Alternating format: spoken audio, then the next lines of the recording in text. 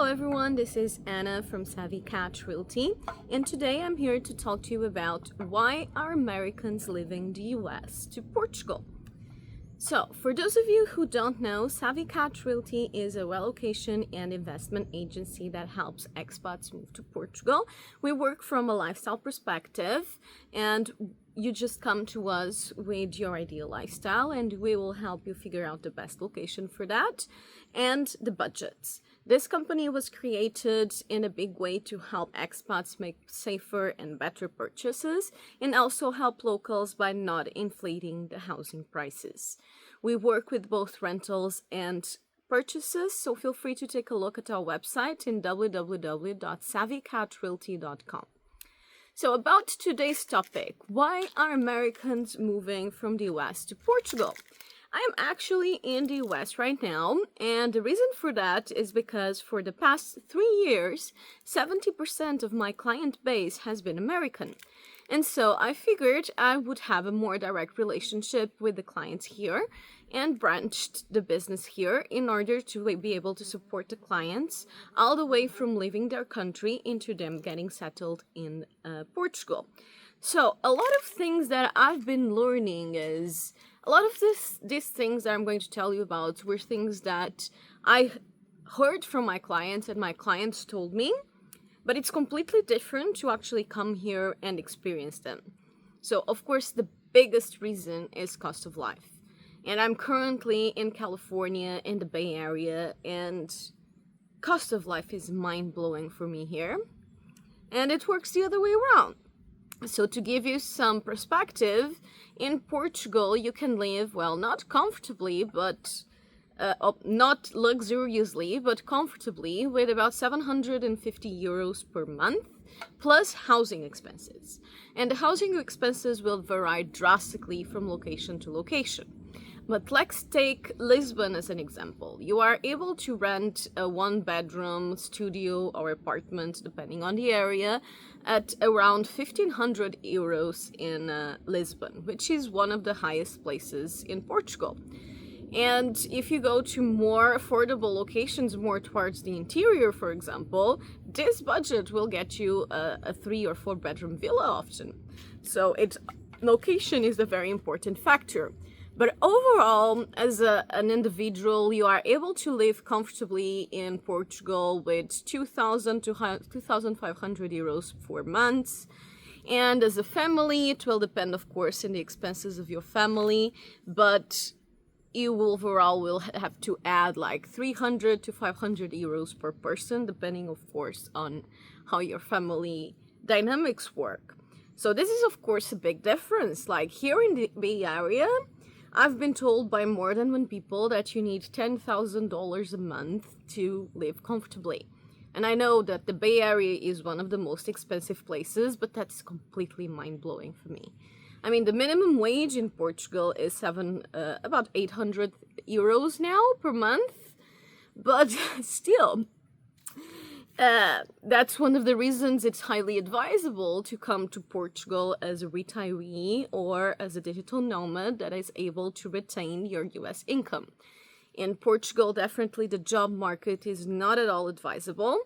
So, however, if you are able to come with the income you have from the US, you can live as a king. And that's one of the big reasons people are doing it. And of course, this happens in multiple countries, being a much, much lower cost of life. But why is Portugal ranked so high in these countries with affordable cost of life? Well, one of the big reasons is, of course, the fact that it is inside the European Union and it gives you access to the European Union if you become a Portuguese resident or citizen. So that's, of course, a big advantage. Another big advantage, it is the 7th highest safety regarded country in the world. So it means it's very safe, and it's probably one of the highest in terms of safety compared to affordability. So that's definitely a very good plus. And the third biggest reason that I would say is healthcare. And healthcare is another thing that it's completely mind-blowing for me.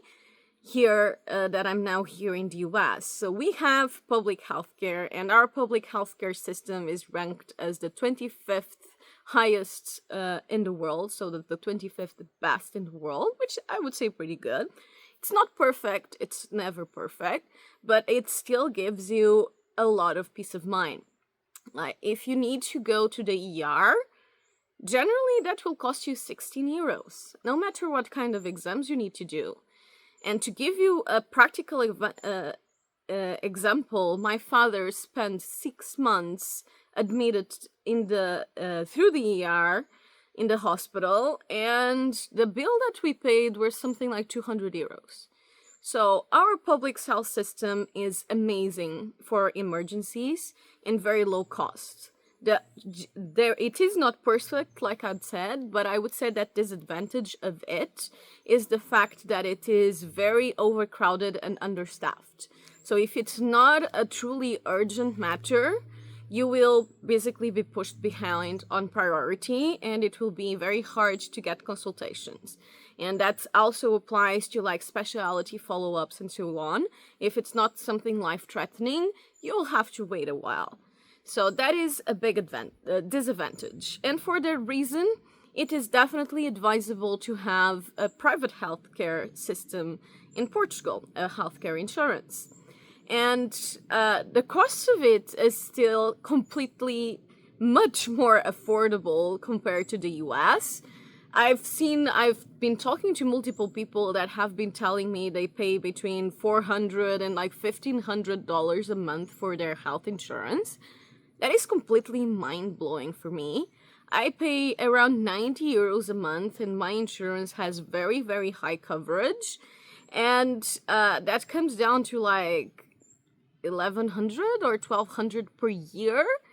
And it covers everything. But to be honest, our costs of the healthcare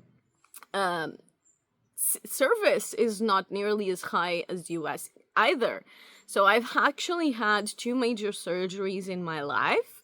One of them was the endometriosis surgery. That was a fairly complex surgery, and I think it ended up being the insurance papers coded it at like 7,000 or 8,000 euros, and I paid 250 euros co-payment for that.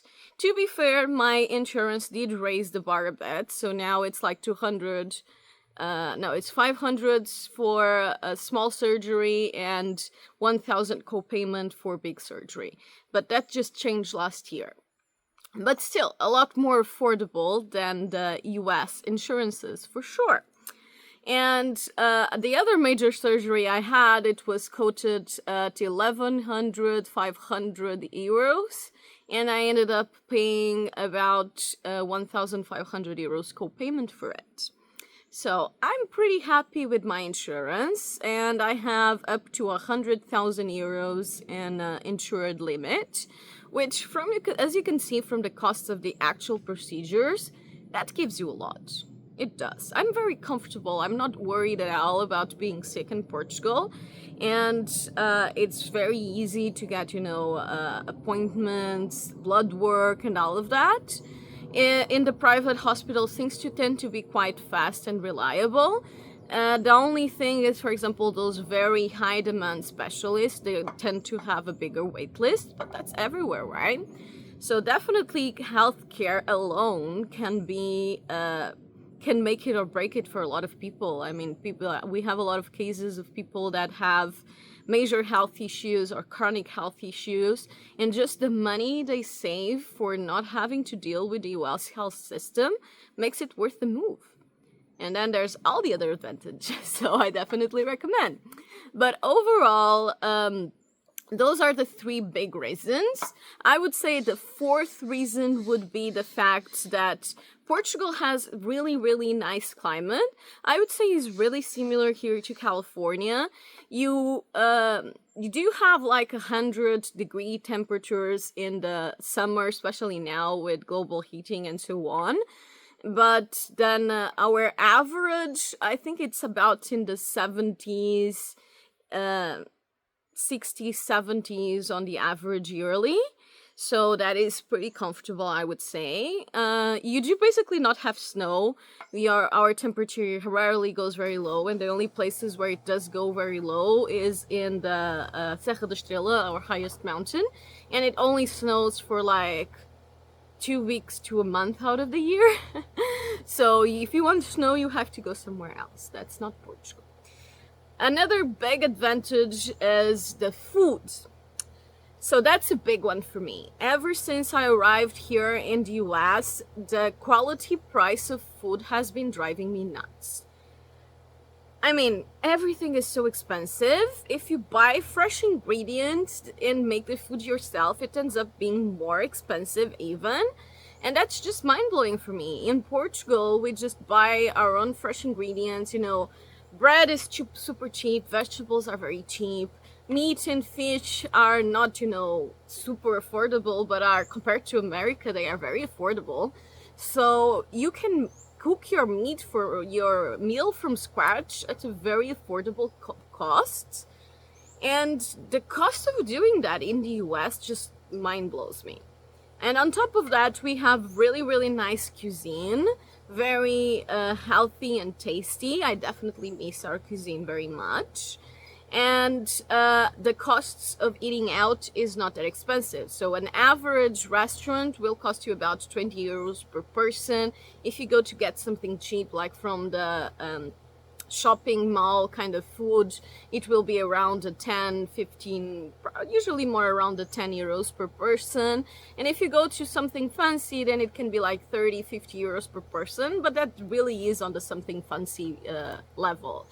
And that's definitely a big difference here from the US too. And I would say that we have a lot higher quality of ingredients and preparation in Portugal too. So overall, you get better for a lower price.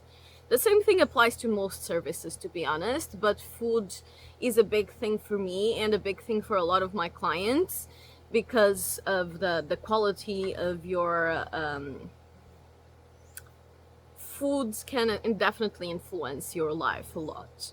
So I do have some people complaining that in Portugal we don't have a lot of variety of different foods, which I do realize it's definitely a thing here in the US. You have cuisines from everywhere.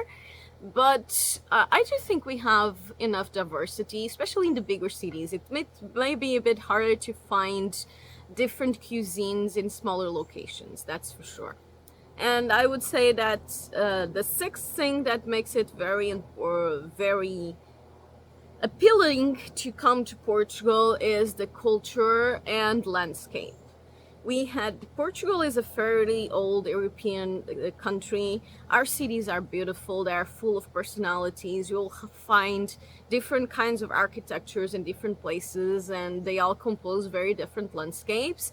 And it's all honestly very charming. And I do notice a big difference from Portugal to the US when it comes to the cities and the architecture itself. So we kind of have this themes, so to say, in the cities, and it makes them much more charming, to be honest. In the US, the architecture tends to be more modern and efficiency oriented and not as artistic, to be said. So that can be a very visually appealing factor, allied with the fact that we do have a pretty long history. So we have a lot of very interesting old buildings, and our cities can be very captivating from a landscape perspective. And our natural landscapes are also extremely interesting. You have a bit of everything, even though Portugal is a fairly small country that kind of fits I think it's smaller than California, pretty sure. I think there's two Portugals in California, but you have a very wide diversity of landscapes available in this small stretch of land.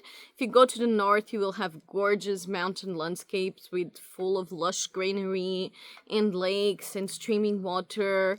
If you come a bit down, you have the Douro River landscape, that it's the vineyards, and it's extremely well known for just the sheer beauty and uniqueness of it.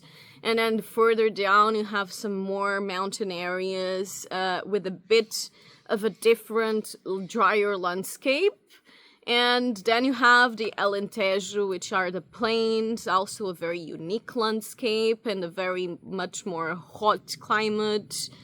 And then you have the Algarve, and just a beautiful coastland with the cliffside views that are known all over the world and considered one of the best vacation destinations. So really, Portugal does really have a lot to offer. And I think these are the main reasons that Americans specifically choose to come to Portugal. And I hope this was helpful. I would love to hear your own reasons to make this choice and to choose to relocate to a new country. And I would also love to hear your opinions of this. Of course, if you are considering moving to Portugal, reach out to us at www.savvycatrealty.com.